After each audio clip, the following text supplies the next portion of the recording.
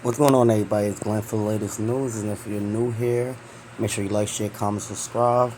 This is the late SmackDown review and AEW All In review here. Sorry for the late SmackDown review, but we're going to get into SmackDown review from this past Friday. It was pretty interesting. It started off with Grayson Waller and Austin Theory. They try to pretty much let Cody know that remember how KO used to be.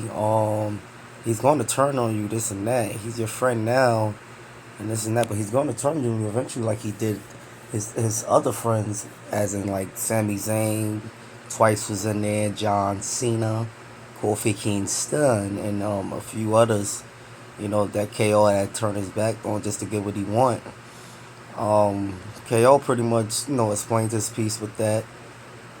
He said all those guys had it coming, except for Kofi Kingston. He said, sorry to Kofi Kingston. So, but overall, Cody was pretty much telling Austin Theory, yo, he's talking about me, and when you really want to get used here, we just waiting for you to open your eyes and see what's really happening. That you're being played by Grayson Waller. And the look on Austin Theory's face is just he looked at loss, as you see there. But I see where this is heading. They this is gonna make Austin Theory like one of the top, maybe mid baby faces. They they trying to get Austin Theory to be the baby face they wanted him to be when he first started out. When they try to pretty much make him the next young star. So with them playing along with this whole Grayson Waller and him situation, Austin Theory is going to play into Austin Theory becoming a babyface when he finally do turn on Grayson Waller, which will eventually happen. That's what's going to happen. He's going to open his eyes and see what's really going down. So, but that was the highlight of the night. That the tape and stuff like that with KO. The Bloodline now with Solo Sokola and the Tongans and Jacob Batu. I know Jacob and Solo and the Tongans was in the ring, and Jacob had that title, and Solo Sokola was like, "Yo, hand me that title." It's like it's the way he said it, and then he turned around and said, "You know what? Matter of fact, this hand it to Tonga Loa." I'm like, "Jeez, like." It's the way he came off at Jacob Fatu that was like kind of a like questionable thing, but he explained, "Oh, you can't compete because you're hurt. You obviously hurt or whatever." He played into that, whatever the case may be. But a lot of people seeing it as possibly Jacob Fatu being either turned on or him turning on them. Because let's face it, he's the top guy in that group. We all see it, what I mean? They trying to hold Jacob Fatu back as much as possible. Even the tribal chief, Roman Reigns, they trying to keep him off TV for a while. Even the day he was supposed to appear, he's not even going to appear, which is supposed to be the 13th of September on Friday SmackDown. And he's supposed to have been there. Now I'm hearing that he may not even be at that show. Maybe they saying that for whatever the case may be, that this blindside us, or I don't know. But SmackDown overall was a decent show. Santo Escobar had a match with LA Knight for the United States Championship. It was a decent match, kind of a quick match, but a decent match. And then, like I said, at the end of the night, we got KO and Cody Rhodes versus A Town Down Under. It turned out that KO and, well, I believe they came out on top, or if it was a messed up and I can't quite remember. But the highlight of that whole segment was uh, it looked like KO was about to turn on Cody Rhodes there. Like he was about to hit him with the championship right there. I guess that's how they made it look to be, but he ended up not turning on Cody Rhodes that night. Maybe they just gonna keep teasing. He is gonna turn heel and turn on Cody, but I don't think KO is the one that's gonna turn heel. I believe it's gonna be Randy Orton when he's make his way back to SmackDown. He gonna be the one to turn heel on Cody Rhodes. KO on the other hand, I'm not too. That's still up in the air. Honestly, I'm not even too sure about that. They could possibly still turn KO heel as well. Um, but I don't see it as. I think they gonna play KO into the whole. They're gonna play it to where he is continue to play babyface and not turn heel. Also, LA Knight, like I said, he won his match against Santo Escobar.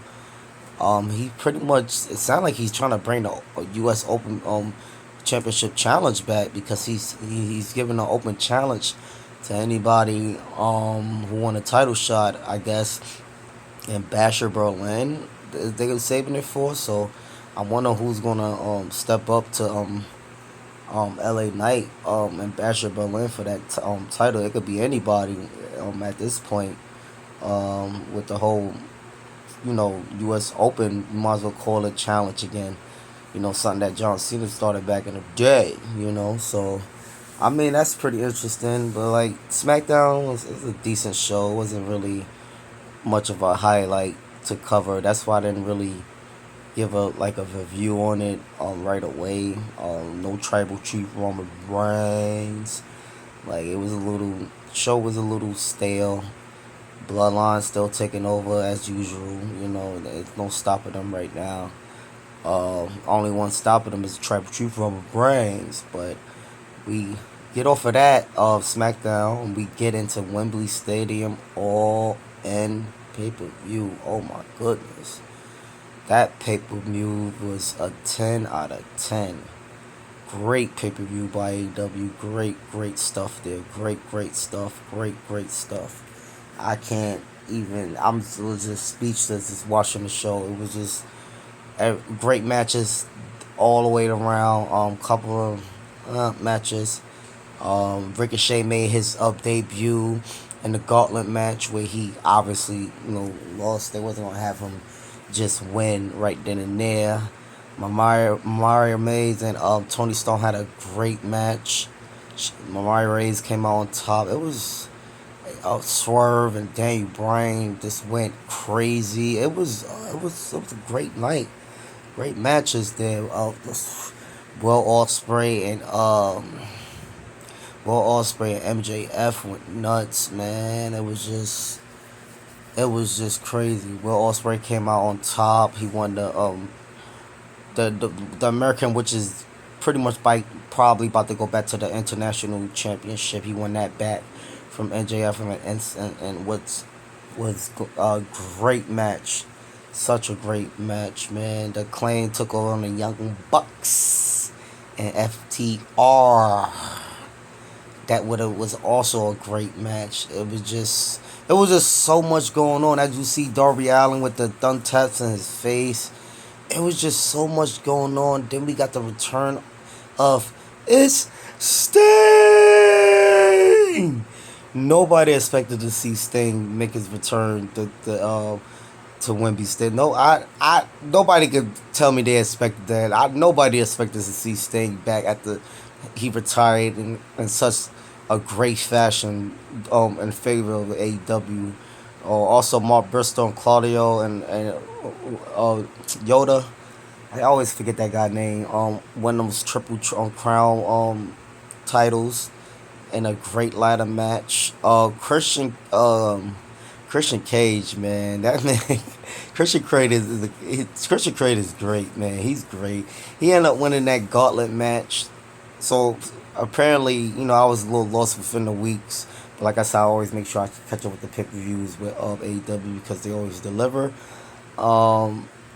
There was a contract for that, a title match for any time for the AEW World Championship. As you can see, my boy Bryan, aka Bryan Danielson, won the AEW Championship from my boy whose house? Swerve Strickland.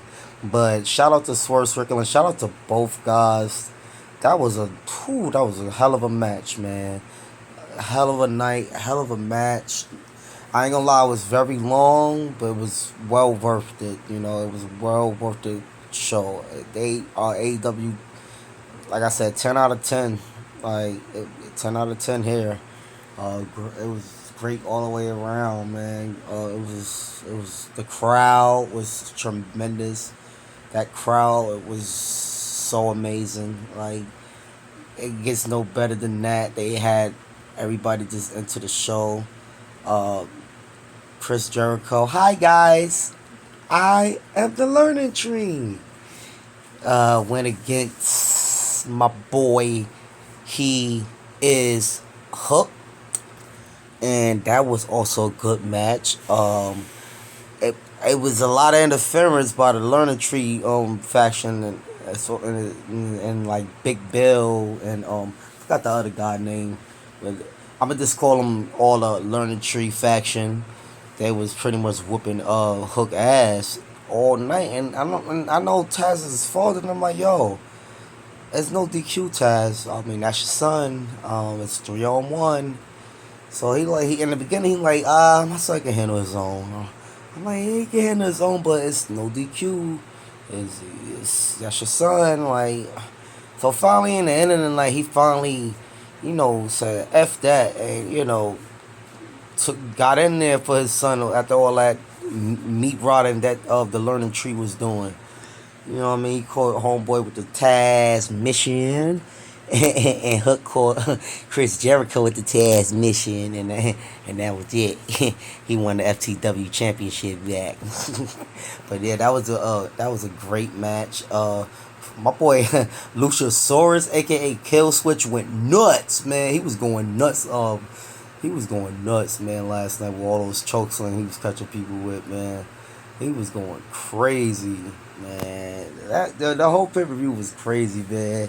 Everybody and Swerve had a great match. It was just like I'm just so speechless how great the pay per view was. Like it was just so much going on. Like the whole Darby Allin and Jack Perry match. It was just so crazy. Danny Garcia making his way back to attack MJF to get his get back. So we know his story into that. He's coming at the MJF. As far as Will Ospreay, he got his title back. So I don't know. I mean that man Will Ospreay is he's so great, man. I don't like he is like. Now I can see why people consider him one of the best wrestlers in the world. That man he's great, man. He finally did that Tiger Driver. He caught MJF with that Tiger Driver. A move that he ain't doing months, and he said, F that, you getting caught with this, and that's what sealed the deal, man. It was great to see, man. We thought we knew we was going to eventually see it somewhere down the line. He was going to end up doing that move to somebody that deserved it. And who more deserved than the asshole MJF, man. He deserved that, man. But that goes to show what a great job MJF is doing as a heel. Well, MJF, he is just like, it's hard for him to play heel because he's just a likable guy, man. Everybody loves MJF. Like, yeah, right now in this point of the thing with him and Will Ospreay, he is playing the heel, but it's hard to tell because everybody loves MJF, man. And then Will Ospreay is just great, man. He's just so great in the ring. It's like it's nothing that he can't do wrong, or it's nothing he has not done wrong since he been in AEW. And it's just the future is definitely bright for Will Ospreay. He's definitely gonna end up winning that AEW title, possibly before this year is up. He may win it somewhere down the line because he's just that's how great he is. He's just so great, man. And as far as MJF, MJF is always gonna be great. He's always gonna be good in some aspect, no matter who he's feuding with, no matter if it's a title involved. He don't really need a title involved to be relevant, man. Not even Will Ospreay, but a title being involved would definitely give it a plus, of course. But yeah, Swerve and Bryan tore the house down. Hook and Jericho did they thing. It was good all the way around pay per view. It was. Daniel Bryan finally won the big one. You know what I mean? I mean, we know it's not gonna be a long title reign. Before for Strickland, he's definitely gonna get it back from Daniel Bryan. Some probably possibly the next rematch because he's entitled to a rematch clause. That's how the championship work once a champion drop the title or whatever the case may be. So yeah, you guys let me know what y'all thought about SmackDown this past Friday. I think gonna happen on Raw this tonight. What y'all thought about Wembley Stadium and All In, man? What y'all rate the pay per view? I mean, I rated a 10. I know for those that did see, I know I'm not being biased. That pay per view was great, like all the way around. I ain't gonna lie, man. Hopefully they pick it back up on the weekly shows. That's like really dynamite. Cause nobody really watches Collision and all that and Rampage. Really dynamite. Hopefully they keep this thing going up. It's dynamite. But yeah, you guys let me know what y'all thought, man. What y'all rate both shows. Like, share, comment, subscribe, and I'll be back here for the Monday Night Raw review.